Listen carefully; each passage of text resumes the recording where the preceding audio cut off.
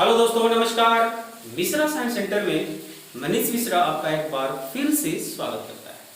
आज हम लोग देखने वाले हैं 11th क्लास के लिए केमिस्ट्री, और केमिस्ट्री का जो टॉपिक होगा वो होगा मोल कंसेप्ट। यानी कि मोल कंसेप्ट क्या है, मोल की संकल्पना, इसके बारे में हम पढ़ेंगे। ये इसके बारे में हमको जानने से पहले हमको एक कोटेशन आपके लिए रखना पड़ता है। क्यों? क्योंकि आपके अंदर एक्साइटमेंट की कमी है और उस कमी को आप एक्साइटमेंट के द्वारा पूरा करो, क्योंकि इस कॉल से आपके पास जेहन में क्या आएगा, जुनून आएगा। ठीक है, कोटेशन ये है, जो तैरने का इरादा किया है, जो तैरने का इरादा किया है, तो तमन्ना यही है कि उस पार पाऊं। मैं पाकर ही रहूंगा अब मुकाम अपना, मैं पाकर ही रहूंगा अब मुकाम अपना, क्योंकि मैं वो नहीं जो आसानी से हिम्मत हार जाऊं। Thank you very much. आज हम लोग देखने वाले हैं केमिस्ट्री का अगला टॉपिक, जिसका नाम है मोल कंसेप्ट। रेडी है? मोल कंसेप्ट।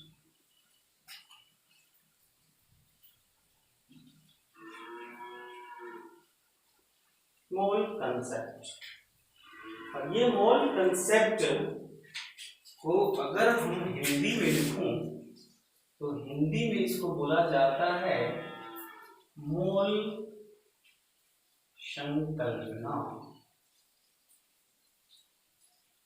एक्चुअली हम लोग मोल का कंसेप्ट ले रहे हैं। मोल के कंसेप्ट को जानने के लिए आपको जानना होगा कि एक्चुअली मोल है क्या। ठीक है, आपको मोल को बताना है। ठीक है, सपोज मान लो कि आप जो है एक दर्जन की बात बोलते हो। क्या बोलते हो? दर्जन। तो दर्जन के हिसाब से अगर आपको कोई कहे कि जो दर्जन होते हैं वो कितने होते हैं, 12 को बोला जाता है। कितने बोला जाता है? 12 को बोला जाता है। तो 12 एक दर्जन, 12 को बोला जाता है। नंबर कितना हो गया? 12। तो यहाँ पे हम लोग जो मोल का कंसेप्ट लेते हैं, वो मोल को कंसेप्ट यानी मोल जो होता है वो होता है एक संख्या। क्या होता है? एक संख्या होता है, एक नंबर होता है। जिस तरह से आप दर्जन को 12 के रूप में लेते हैं, उसी प्रकार मोल भी एक संख्या है, और उस मोल की संख्या को हम लोग रिप्रेजेंट जो करते हैं वो करते हैं आपका मोल को जो रिप्रेजेंट हम लोग करते हैं वो करते हैं 6.02 गुने 10 to the power 3। I hope आप समझ रहे हो। 6.02 गुने 10 to the power 23। ये तो आपको देखने में बहुत छोटा दिख रहा होगा, बट इसका अगर फुल फॉर्म लिख दूं तो हम लोग लिख सकते हैं 602 पर 21 जीरो।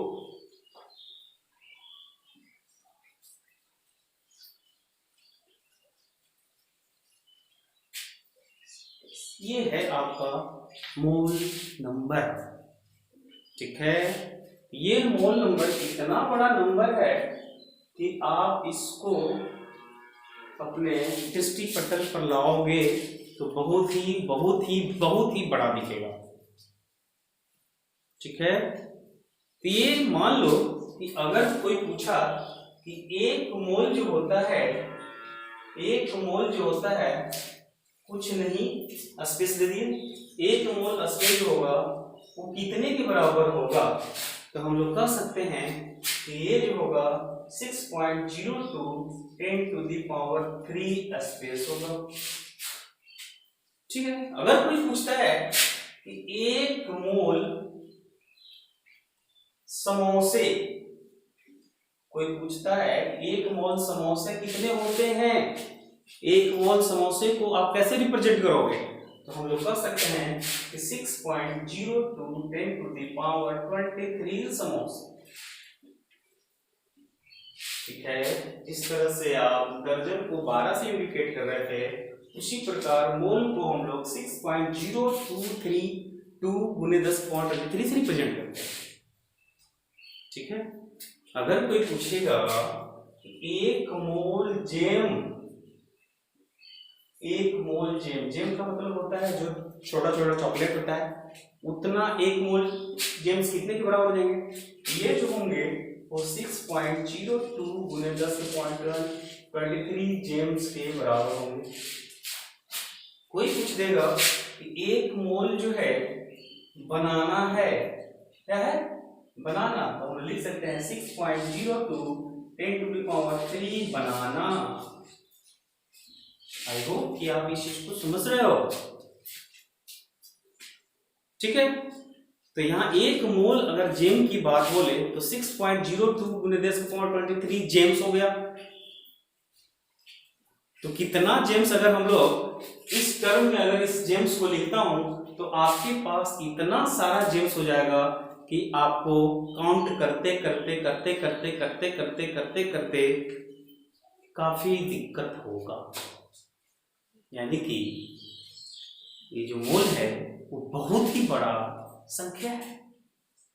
ठीक है, अगर हम डोनेट की बात बोलें तो जो डोनेट होता है, अगर कोई पूछेगा कि एक मोल डोनेट कितने बराबर होता है, तो एक मोल डोनेट जो होता है 6.02 10⁻23 डोनेट के बराबर होता है। अब ये डोनेट का मतलब क्या होता है? डोनेट जस्ट लाइक दिस, इस तरह का होता है, इस तरह का होता है, जिसपे आप पकौड़े समझो, पकौड़े रखो, या फिर खाने वाला जो होता है गोल गोल जो आता है, जस्ट लाइक एक ब्रेड ले लो, उसको रख लो। तो अगर कोई पूछेगा कि एक डोनेट कितने बराबर है, तो एक डोनेट यानी इतना मोल आपका डोनेट है 6.02 10⁻23 डोनेट इतना सारा हो जाएगा कि जो अर्थ है और ऊपर सन है, वो सन को अर्थ में चक्कर जो लगाना पड़ता है वो लगाना पड़ेगा 200 बिलियन चक्कर लगाना पड़ेगा, तब उतना डोनेट होगा।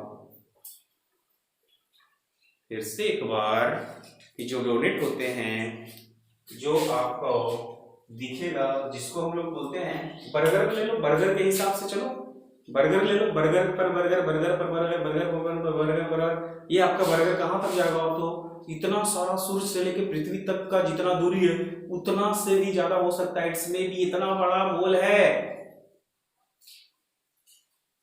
यानी कि सूर्य से पृथ्वी तक का चक्कर लगाने में 200 मिलियन बार भी आप जाओगे तो वो डोनेट इतना सारा हो जाएगा। ठीक है, आई होप कि आप समझ रहे हो। ठीक है, तो मोल जो है आपका एक बहुत ही बड़ा डिजिट है, बहुत ही बड़ा संख्या है, जिसको हम लोग इस तरह से रिप्रेजेंट करते हैं। ठीक है, अगर हम केमिस्ट्री की भाषा बोले कि जो मोल होते हैं केमिस्ट्री में, मान लो कि कोई 32 ग्राम सल्फर है। कितना ग्राम सल्फर है? 32 ग्राम सल्फर है। तो अगर आपसे कोई पूछेगा कि 32 ग्राम सल्फर में कितने मोल होते हैं, 32 ग्राम सल्फर में कोई पूछेगा, ये आपका 32 ग्राम सल्फर है, इसमें आपका कितना ग्राम सल्फर है, कितना मोल सल्फर है? तो हम लोग लिख सकते हैं 6.02 10⁻23 सल्फर है। यानी कि केमिस्ट्री की भाषा में जो आपका मोल है वो मोल बहुत ही छोटा है। यानी कि आप केमिस्ट्री की भाषा में आप थोड़ा सा 32 ग्राम मात्र सल्फर लिए तो वो थोड़ा सा ही में ही आ जाएगा आपका मोल, यानी 6.02 10⁻23 सल्फर आ जाएगा। ठीक है, और इस संख्या को बोला जाता है एवोगाड्रो संख्या, एवोगाड्रो वैज्ञानिक के द्वारा का नंबर, इसी को हम लोग मोल बोलते हैं। केमिस्ट्री की भाषा में छोटा होता है और अदर भाषा में हम लोग बहुत बड़ा संख्या लेते हैं। ठीक है, कुछ इंपॉर्टेंट बात है जिसको आप लोग नोट करोगे। मान लो ये क्वेश्चन के पॉइंट ऑफ व्यू से, तो यानी मोल कंसेप्ट को समझने के लिए आपको एक क्वेश्चन करना पड़ेगा, उस क्वेश्चन को आप समझ जाते हो, उसका एप्लीकेशन को जानना होगा। अगर उसके कंसेप्ट को जान गए तो पूरा का पूरा मोल कंसेप्ट का जो टॉपिक है वो आपका म से मक्खन हो जाएगा। ठीक है, तो देखते हैं क्या होगा। अगर मान लो कोई पूछेगा कि 1 मोल ऑक्सीजन है, 1 मोल ऑक्सीजन है, यानी कि आपको बताना है कि जो ऑक्सीजन होते हैं वो ऑक्सीजन को आप लोग अगर लिखना होगा तो उसको हम लोग लिखेंगे अणुभार में या परमाणु भार में ग्राम, या अणुभार परमाणु भार का ग्राम में वेट लिख लेंगे। ठीक है, तो यहाँ पे 1 मोल ऑक्सीजन है, तो 1 मोल ऑक्सीजन जो है कितने मोल के बराबर हो गए? तो यहाँ पे हम लिख सकते हैं कि 1 मोल ऑक्सीजन जो है 6.02 10⁻23 ऑक्सीजन के बराबर हो गए। और ये ऑक्सीजन क्या है, किस रूप में है? तो ये ऑक्सीजन है परमाणु के रूप में, क्योंकि सिंगल है, ये आपका परमाणु है, परमाणु के रूप में। इसको हम लोग कह सकते हैं कि कितना ग्राम हुआ, तो आप अंदाजा लगा सकते हैं कि जो ऑक्सीजन है वो परमाणु के रूप में, परमाणु के रूप में इसका जो ग्राम में भार होगा वो कितना होगा? 16 ग्राम। कितना होगा? 16 ग्राम। ठीक है, अगर यहां पे मान लो 1 मोल O2 है, अगर मान लो 1 ग्राम O2 निकालना है, 1 ग्राम O2 कितने मोल के बराबर होगा? तो 6.02 10⁻³ O2। और ये O2 क्या है? ये O2 है आपका अणु, ये क्या है? अणु है। तो अणु जो है, जो O2 का जो भार हो जाएगा वो कितना हो गया? ये था 16, परमाणु के रूप में, अणु के रूप में होगा तो क्या होगा? 32 ग्राम। कितना हो जाएगा? 32 ग्राम। ठीक है, अगर मान लो कि 1 मोल हाइड्रोजन है, तो हाइड्रोजन को किस तरह से लिखेंगे? 6.02 10⁻23 हाइड्रोजन, ये कितने बराबर है? ये है आपका हाइड्रोजन है परमाणु के रूप में, तो ये हाइड्रोजन परमाणु के रूप में, तो कितना ग्राम हाइड्रोजन हो गया? 1 ग्राम हाइड्रोजन हो गया। बस, अगर 1 मोल हाइड्रोजन का H2 को लिया जाए तो 602 10⁻23 H2, तो H2 क्या है? अणु के रूप में है, और अणु के रूप में होगा तो क्या होगा? 2 ग्राम हाइड्रोजन है, 2 हाइड्रोजन है मतलब 2 ग्राम हाइड्रोजन है। ठीक है, 2 ग्राम H2 लिख दो, यहाँ H 1 ग्राम H लिख लो, यहाँ पे क्या लिख लो? O2 लिख लो, यहाँ पे O लिख लो। फाइनल। आई होप कि आप समझ रहे हो।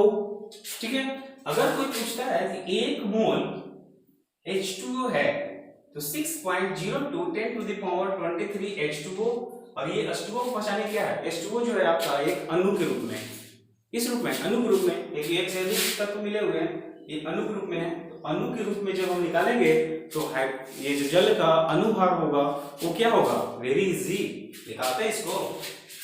हाइड्रोजन के लिए 2 प्लस ऑक्सीजन है, ऑक्सीजन के लिए क्या होगा? यहाँ पे ऑक्सीजन हो गया 16, 16 2 18, तो यहाँ पे लिख सकते हैं कि 18 ग्राम H2O है। कितना ग्राम H2O है? 18 ग्राम H2O है। तो ऐसा ऐसा आपके पास कंसेप्ट होगा जिससे आपको आपका ये चीज निकालना होगा।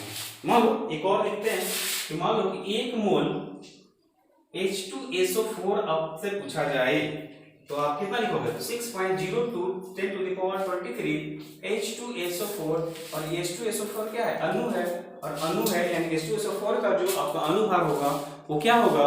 इसको निकालेंगे, हाइड्रोजन का 2, सल्फर का 16 दूनी 32, 32 और 2 34, 34 और 16 चौके 64, यानी कि हो जाएगा 98 ग्राम H2SO4। ये आपको इसलिए बताया जा रहा है ताकि आपको आसानी से हर सवाल को आप क्लियर कर सको।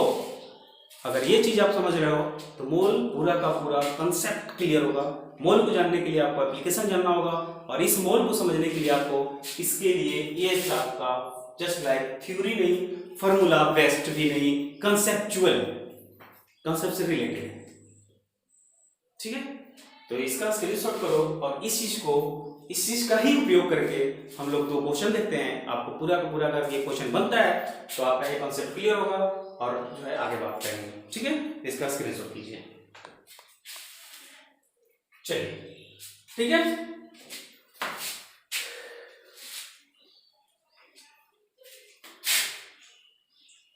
बहुत आसान है दोस्त, बस सिर्फ और सिर्फ पॉइंट को समझना है।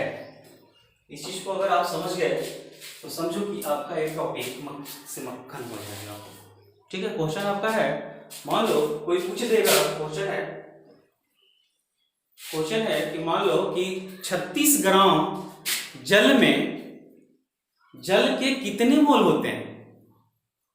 कोई पूछता है आपसे कि जो 36 ग्राम जल है, कितना है, 36 ग्राम जल है, में जल का कितने मोल होंगे। क्वेश्चन है आपके पास, कितने मोल हैं। ठीक है, आसानी से आप समझिए इस चीज को।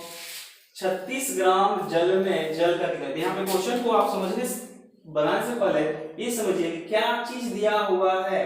तो ये जल दिया हुआ है, क्या दिया हुआ है, जल को रिप्रेजेंट कर रहा है, जल के बारे में पूछ रहा है। ठीक है, ये आपका जल है और इस जल को रिप्रेजेंट कर रहा है। तो आपको पता है कॉन्सेप्ट से रिलेटेड कि एक मोल जल के लिए हम लोग क्या लिखते हैं, तो हम लोग लिखते हैं 6.02 10⁻23 H2O, और H2O का जो ग्राम में भार होगा वो कितना होगा, 18 ग्राम भार होगा, यानी कि 18 ग्राम होगा।